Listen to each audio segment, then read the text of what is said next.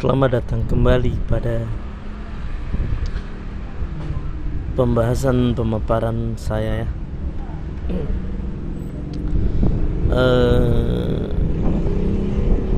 Bersabarlah wahai jiwa-jiwa yang terfitnah. Bersabarlah wahai jiwa-jiwa yang ternodai kesucian. Bersabarlah wahai hati-hati yang tergempur oleh cobaan. Saya akan membahas tentang apa ya? Tentang yang disebut-sebutkan yang menjadi ramai di khalayak ramai di Indonesia. Antara ini sih pembahasannya itu sensitif, tapi saya tidak akan membuat sensitif. Saya akan objektif ya. Saya tidak akan Saya tidak akan memihak pada satu atau dua kelompok. Saya mewakili diri saya sendiri ya. Soma. Ya, kita akan membahas tentang hadis bid'ah ya. Bid'ah atau bid'ah kan ya. Ya, ini adalah hadis yang konon katanya hanya ada satu hadis, padahal banyak sekali hadisnya. Kita simak bersama-sama ya. Ya, saya akan mengambil dari muslim.or.id. Ini bukan pegangan wajib, tapi menurut saya ini hadisnya adalah dari oleh Juliana Purnama Eskom ya. Sarjana komputer ya. Hadis-hadis tentang bid'ah. Saya langsung ke hadisnya aja ya. Hadis 1. Jadi hadisnya bukan cuma satu saja, banyak 11 ya. Mungkin juga lebih banyak lagi. Hadis 1 ya. Barang siapa yang membuat satu perkara baru dalam urusan kami, urusan agama maksudnya, yang tidak ada asalnya, maka perkara tersebut tertolak. Hadis riwayat Bukhari nomor 2697 dan Muslim nomor 1718. Hadis kedua, Rasulullah sallallahu alaihi wasallam bersabda. Rasul sendiri loh yang ngomong, bukan Soma, bukan Jainajih ya. Jadi Rasulullah. Soalnya banyak pendakwah sekarang ini dengan Quran hadis malah dijelek-jelekkan. Itu salah. Padahal Quran hadis itu adalah pedoman umat Islam ya. Camkan itu. Quran hadis adalah pedoman umat Islam. Dalil adalah pedoman ya.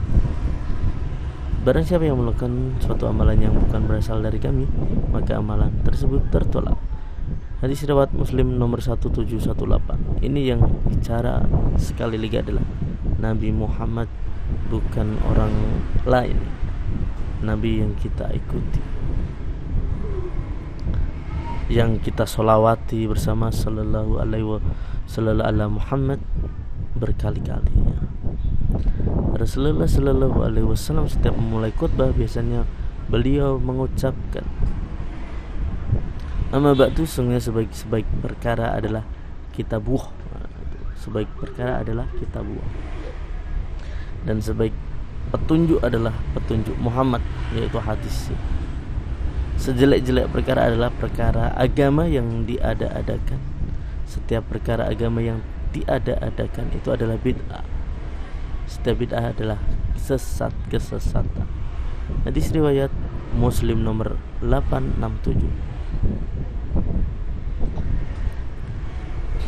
Ya, lagi dari riwayat An-Nasa'i Barang siapa yang diberi petunjuk oleh Allah, maka tidak ada yang bisa menyesatkannya, dan yang disesatkan oleh Allah tidak ada yang bisa memberi petunjuk padanya. Sesungguhnya sebenar-benar perkataan adalah kitabullah, dan sebaik-baik petunjuk adalah petunjuk Muhammad sallallahu alaihi wasallam, yaitu hadis. Sejelek-jelek perkara adalah perkara agama yang diada-adakan. Setiap perkara agama yang diada-adakan itu adalah bid'ah. Setiap bid'ah adalah kesesatan, dan setiap kesesatan tempatnya di neraka. Hadis riwayat An-Nasa'i nomor 1578, disahihkan oleh Al-Albani dalam Sahih wa Da'if Sunan An-Nasa'i. Hadis 4,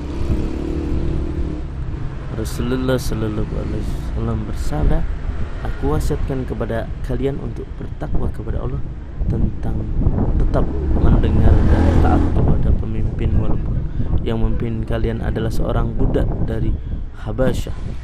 Karena barang siapa di antara kalian yang hidup sepeninggalku nanti, dia akan melihat perselisihan yang banyak seperti sekarang ini ya. Maka wajib bagi kalian untuk berpegang pada sunnahku dan sunnah khulafaur rasyidin yang mereka itu telah diberi petunjuk. Berpegang teguhlah dengannya dan gigitlah ia dengan gigi geraham kalian. Jauhilah dengan perkara agama yang diada-adakan, karena setiap perkara agama yang diada-adakan adalah bid'ah, dan setiap bid'ah adalah kesesatan." Hadis riwayat Tirmizi nomor 2676. Ia berkata hadis ini hasan sahih. Hadis 5, Rasulullah sallallahu alaihi wasallam, "Sungguh Allah menghalangi taubat dari setiap pelaku bid'ah sampai ia meninggalkan bid'ahnya." Hadis riwayat At-Tabrani dalam Al-Awsat nomor 4334, disahihkan oleh Al-Albani dalam Sahih At-Targhib wa At-Tarhib nomor 54. Hadis 6, Rasulullah sallallahu alaihi wasallam bersabda, "Aku akan mendahului kalian di Al-Haud telaga, lalu ditampakkan di hadapanku beberapa orang di antara kalian. Ketika aku akan mengambilkan minuman untuk mereka dari Al-Haud, mereka dijauhkan dariku. Aku lantas berkata, wahai Rabbku, ini adalah umatku. Allah berfirman, engkau tidak tahu bid'ah yang mereka ada-adakan sepeninggalmu." Hadis riwayat Bukhari nomor 6576 7049. Dalam riwayat lain dikatakan, wahai Rabb, sungguh mereka bagian dari pengikutku. Lalu Allah berfirman, sungguh engkau tidak tahu bahwa sepeninggalmu mereka telah mengganti ajaranmu. Kemudian Rasulullah SAW mengatakan, celaka, celaka bagi orang yang telah mengganti ajaranku sesudahku. Hadis riwayat Bukhari nomor 7050.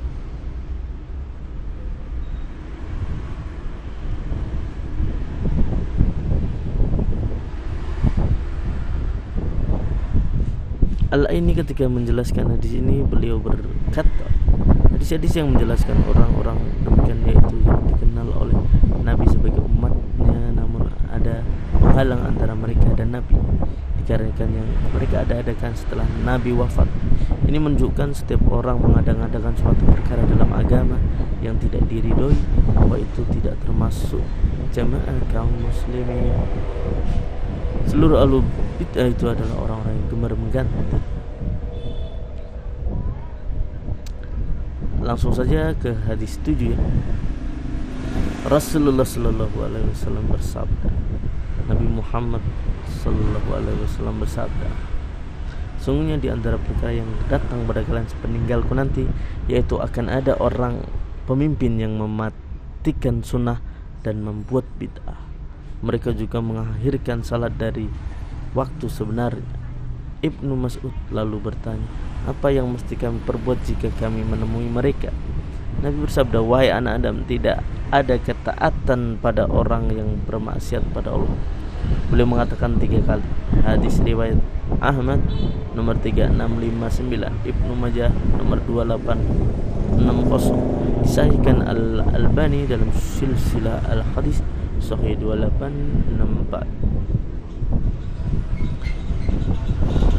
Hadis 8. Rasulullah sallallahu alaihi wasallam bersabda, barang siapa yang meninggalku menghidupkan sebuah sunnah yang aku ajarkan, maka ia akan mendapatkan pahala semisal dengan pahala orang-orang yang melakukan tanpa mengurangi pahala mereka sedikit pun.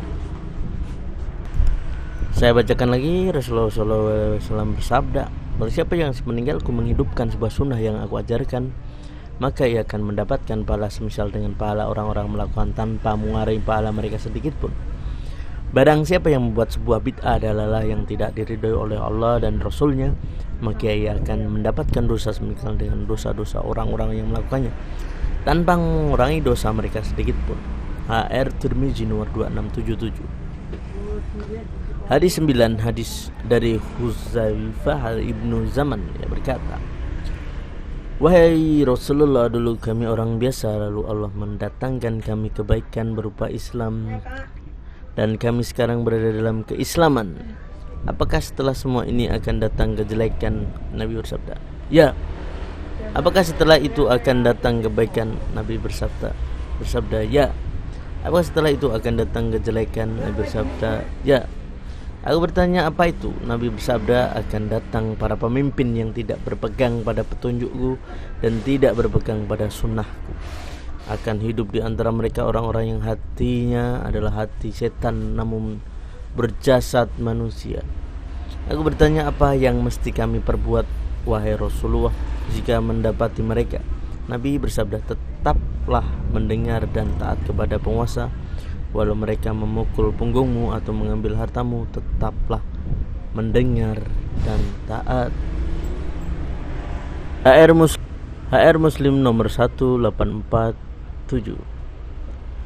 Tidak berpegang pada sunnah Nabi dalam beragama, artinya ia berpegang pada sunnah-sunnah yang berasal dari selain Allah dan Rasulnya yang merupakan kebid'ahan. Hadis 10. Rasulullah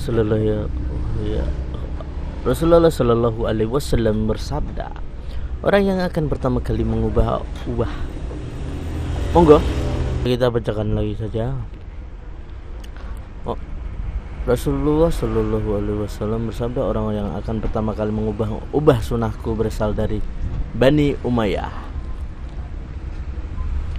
Hadis riwayat Ibnu Abi Asim dalam Al-Wa'il nomor 61, disahihkan Al-Albani dalam silsilah As-Sahihah 1749, bahwa akan ada orang mengubah sunnah beliau, sunnah Nabi, bahwa dia akan, ini adalah kebid'ahan. Hadis yang terakhir, Rasulullah sallallahu alaihi wasallam bersabda, ada 3 orang mendatangi rumah istri-istri Nabi sallallahu alaihi wasallam